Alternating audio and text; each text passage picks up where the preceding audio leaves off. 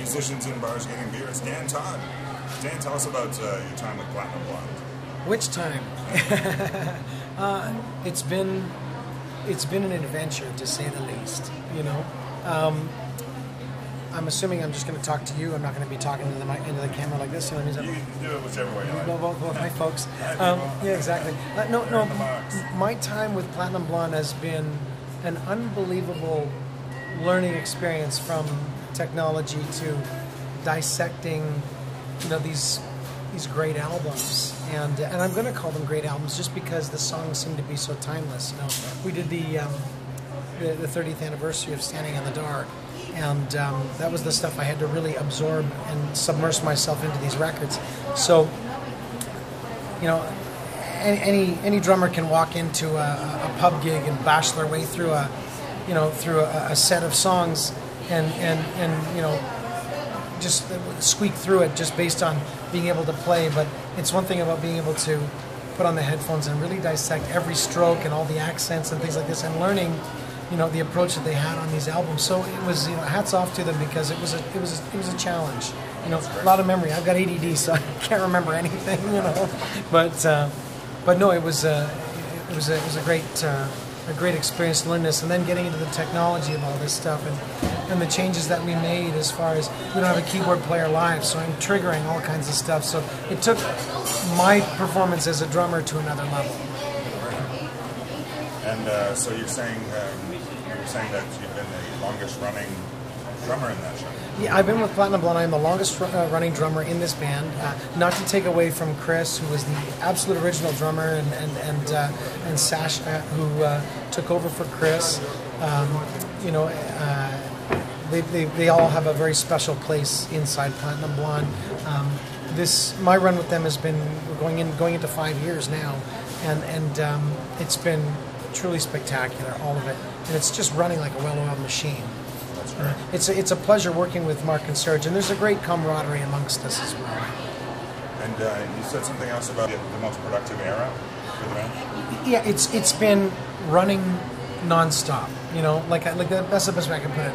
It is like a well-oiled machine. There seems to be such a demand for it, and this is my first Saturday home in the last couple of months. You know what I mean?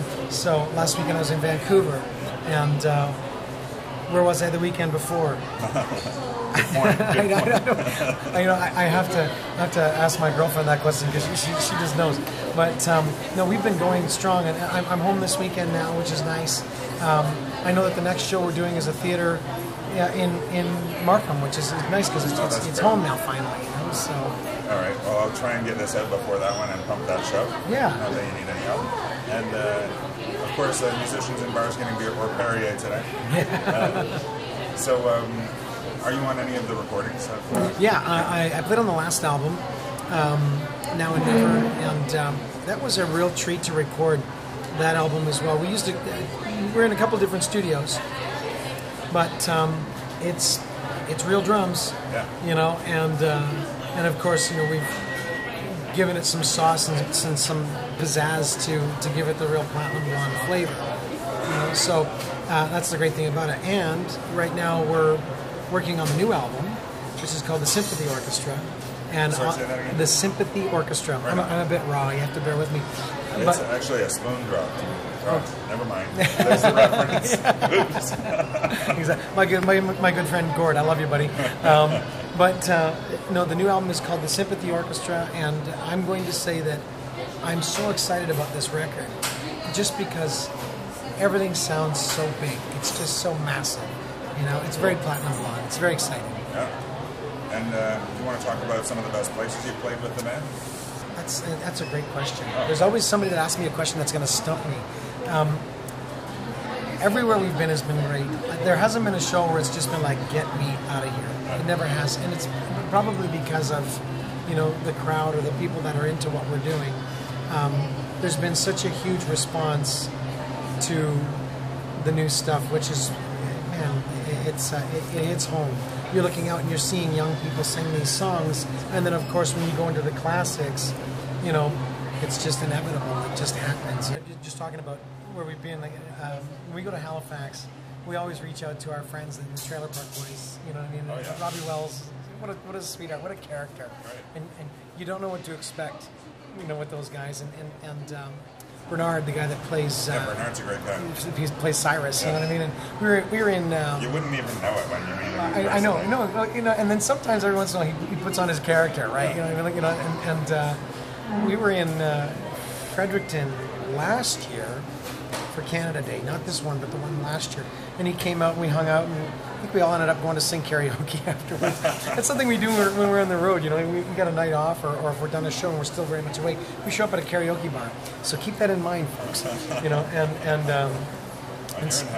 yeah, you know, and that's Halifax out on the East Coast. I love Quebec, and I know that they've just talked about us doing some shows there in March next year. But we do spend a lot of time in Alberta, and this year we've been in British Columbia a lot. And we were in, I know we talked about Kamloops the last time we played a theater, but this time we were playing up on the mountain. And it used to be called Todd Mountain, which is a really good name, you know. But and I remember, yeah, we went to this place. It was a resort, like a ski resort, gorgeous, gorgeous, gorgeous. And early in the day, because the time's all off, we're getting up when we normally get up here. So you get up there, and it's like wee hours in the morning. You know, people would still be asleep, so we go for a walk, and there's deer walking along all over the place. And so it was gorgeous. And it was funny being where we were because we're on the top of this mountain. I phoned home. And I'm talking to my son, and he's going, "Dad, what are you doing?" And I says, "Why?" And he says, "You're out of breath." And I never realized we were up so high that I was winded. And even during that performance, we were doing the song "Lost in Space," and there's a very big vocal thing at the end of that tune, and I'm holding notes as I'm playing for a long time, you know, and it's you know, the whole breathing thing to try and get it, because it's an extended note as I'm actually laying down the groove. So I remember there was moments where I was actually feeling quite dizzy, like I was going to pass out. I remember saying, "Serge, just, you know, hold off for a second." Serge went over to Mark, and Mark had entertained for a moment, you know, with his audience, so I can just catch my breath, you know. But we played out in Nanaimo and on the island, and that morning we were doing breakfast television in BC. So you have an understanding of, you know, you finish at a TV studio at the wee hours in the morning, and then, you know, you're racing over to the ferry to go over to play an event over on the island. And then we came back and we played this English Bay Beach Festival where the stage is 20 feet above the beach. And I'm looking in each direction, and there's people as far as I can see. You know, and it was fantastic. And then when we finished, they did a big fireworks display. And we've got a lot of friends out there. A great group of guys. A band called Faber Drive. Dave Faber's such a dear friend of mine, and he came out, and we had a chance to hang out. And then we were just with him last weekend in Vancouver. Every time I go out there, I always reach out to Dave.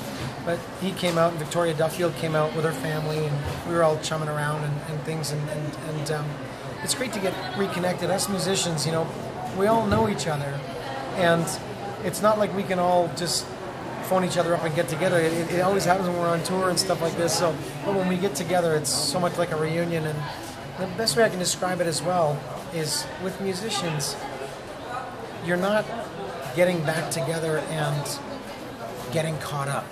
You're just getting back together to put the needle back on the record to continue your story. You know, it's such a unique thing. We're all, I guess we all get each other. Does that make sense? You know what I'm saying? It takes a certain kind of crazy. We were talking about Gatto. You know, Greg Godovitz is such a dear friend, and I love Greg. And I may not see Greg for a month, 2 months, but when we get together, it's just like we were together the day before. You know, and he's a special person, man. I like Greg, and he's a character. You know, and I get Greg. You know, I was lucky enough to be able to play with Alana Miles, you know, on a couple of shows, and I really connected with her. I love Alana, you know, and she's everybody's safe. Yeah. No, she's such a unique person, and when I'm around her, I just want to hug her. You know what I mean? Just squeeze her, you know. So I just love her to death, you know. And she's got a Bengal kitten, and so do we. You know what I mean? It's a cool thing. Yeah. You know? But I'm also trying to think of some other places. You know, Calgary and I love Calgary. We were out there. We did a show with In Excess back in 2011, and I remember. Yeah, JD was in the band at the time, and the Ferris brothers, a great couple of guys, you know, and you know, you're out meeting one, next thing you know, another guy's almost jumping on your back, you know what I mean? They're just, you know, such super guys, you know. So, but for me, it's been, I'm just some young punk kid that grew up from Kitchener, you know what I mean? And here I am rubbing shoulders with all these guys, and folks, I still get starstruck too, but I have to really kind of keep it cool, you know what I mean? So, but there's a real, for me, it's such a great privilege to be in that kind of environment. A couple weeks ago, we were playing a show with the Box, and there's a couple tunes like they've written such great songs, you know what I mean? And you know, I'm standing on the side of the stage and going to the venue ahead of time instead of staying in my hotel to go and watch these bands that I grew up listening to and stuff like that. It's a really cool thing, you know. So being up where we were playing with the Box, listening to these tunes, and then seeing it live, because I never did. But then I realized, long before I was a part of Platinum Blonde, every time Platinum Blonde would go and play at the Forum or a big venue in Quebec, it was the Box that was opening up, you know. So it was kind of like a very cool thing, you know. Also to be a part of it again, you know. But I'm trying to think of some of the other bands that we were able to play with this summer. Sass Jordan, did a show with her, played a show with Brighton Rock, and Mark Calverzan and the guys from Brighton Rock. Shout out to them, because they're just such super guys, you know. And again, very humble, you know, very grounded, you know, and seasoned players, but they're just normal guys. I noticed that with Toronto's Rock Royalty, just like you, man. Everybody's humble, everybody's really nice. It's a pleasure to do this show lately. Thanks for being on again. Yeah. Thank you very much. All right. Be right back. You're asking about my favorite places to play. There hasn't been a place where we've gone where I've been like, get me out of here. You know, the audience has always been so very warm to us, and we spent a lot of time traveling together. And in conversations, I found that Mark would look out and say, you know, I remember back in the 80s playing, there'd be a bunch of 15-year-old girls in the front row, and now we look out and there's a bunch of 15-year-old girls in the front row with their mothers behind them. You know what I mean? So it's kind of a cool thing. Well, that's great. Yeah. And so, is there anyone?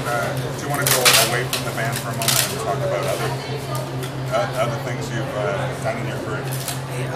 I've been so lucky and truly blessed to work with a lot of people. I played with Honeymoon Suite for a little bit. I toured with Jimmy Jameson from Survivor.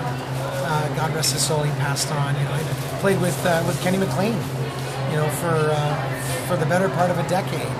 You know, and again, another guy, God rest him. You know, and you know, again, I've had a chance to play with my good friend Gord from the Spoons, and not as a Spoon show, but just as us, you know, doing some fun stuff, you know. Great. Exactly, and worked with you know, a tremendous group, and Flood. I did the last Flood record, you know, and I don't know if you remember them from back in the day.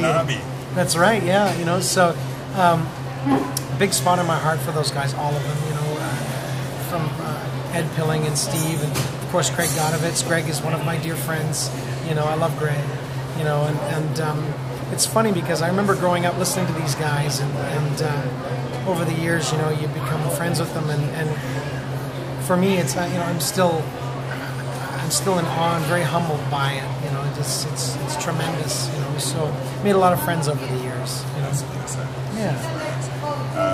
Cool. And you want to talk about any endorsements as well? Endorsements, yes. I another thing I'm extremely lucky with. I use Rick Baker composite drums. He's built me a couple of kits now. They're all made of carbon fiber. Everything he's done for me has been so specific for what I use. And it's thank God for the endorsements, because I just couldn't be going out buying that kind of stuff. You know, some of the stuff's worth a lot of money. You know, but he's built me what I've wanted to my specs, and I've always been open to his suggestions. So all the drums that I'm using, if they're good enough, if the material's good enough for a racing car, it's good enough for my drums. You know what I mean? So, but I'm a Sabian guy. I've been using Sabian cymbals for years, and everybody at Sabian has been so good to me.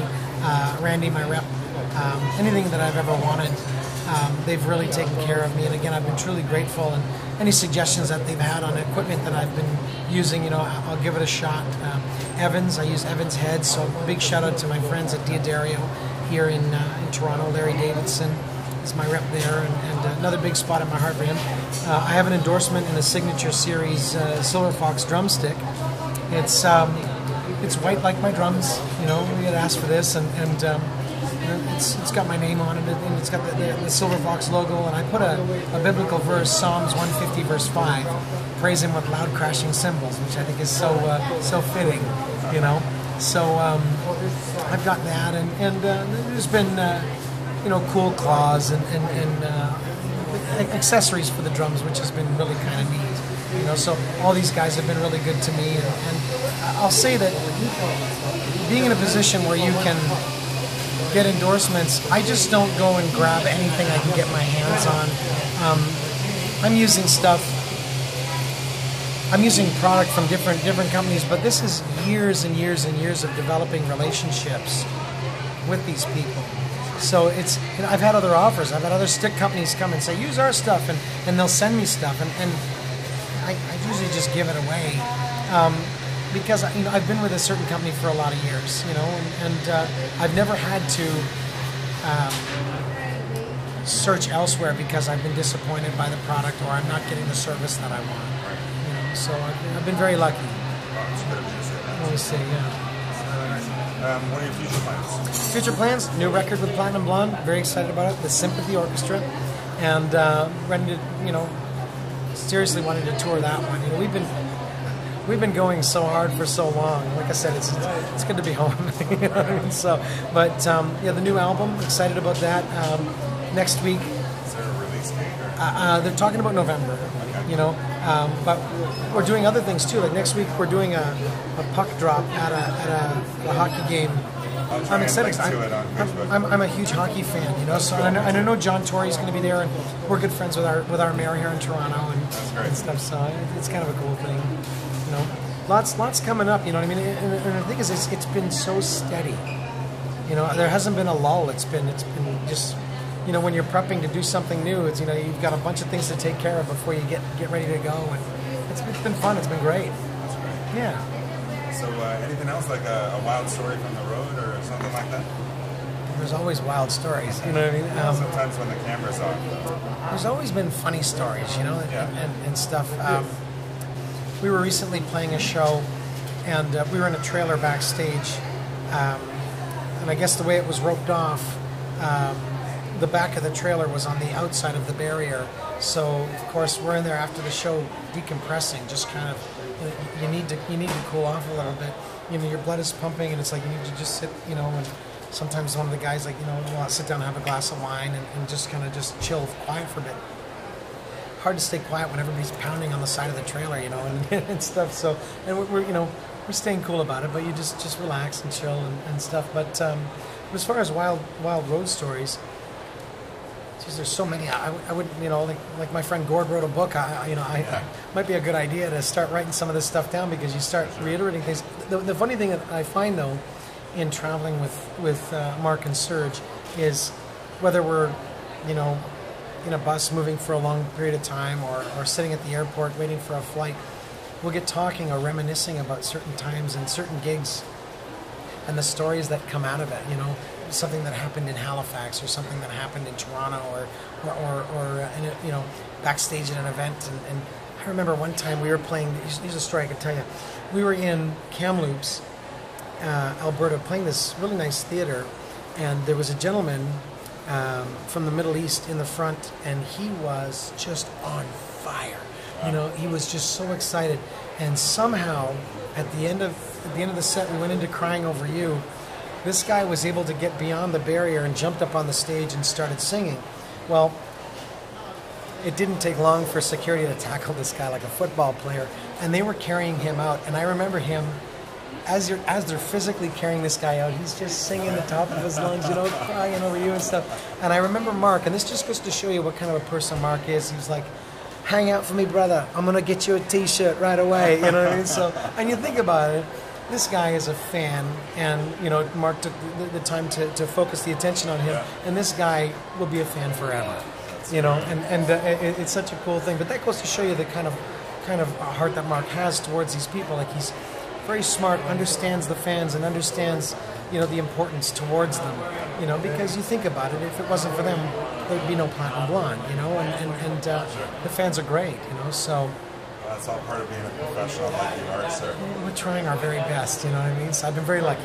Dan Todd, musicians in bars getting beer. Thank you very much. Thanks for being on the show. Cheers, brother.